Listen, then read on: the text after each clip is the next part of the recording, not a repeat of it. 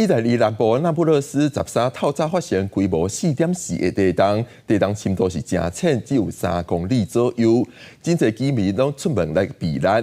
这场地震也是当地40年来上强的地震，造成侪建筑受损，部分地区失电，阁有600多年的古迹也受损害。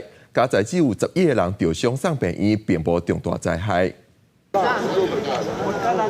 地震过后，大家烦恼还有地震尾踮伫街路，唔敢回去厝内。意大利南部那不勒斯13透早点外发生规模4.4的地震，因为地震深度只有差不多3公里，是极浅层地震。真侪人伫困梦当中惊醒，都甲外口避难。Niente, io stavo dormendo e all'improvviso ho sentito un botto proprio tremendo. Non l'ho mai sentito così forte.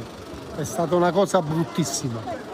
Poi ovviamente alzandomi ho acceso le luci e ho visto che la mia casa è tutta crepata, c'ho crepe dappertutto. 地震后差不多20秒，震央伫那不勒斯市区西边休眠火山坎比佛格莱瑞下边，是地质活动频繁的所在。地震了2点钟，一直有地震尾造成部分地区电力断气，真侪建筑受损。就连那不勒斯有名景点有600多年历史的圣安娜教堂也受影响。经销咧评估钟楼结构稳定性，当局已经成立救援协调中心，评估损害灾区附近学校停课1日。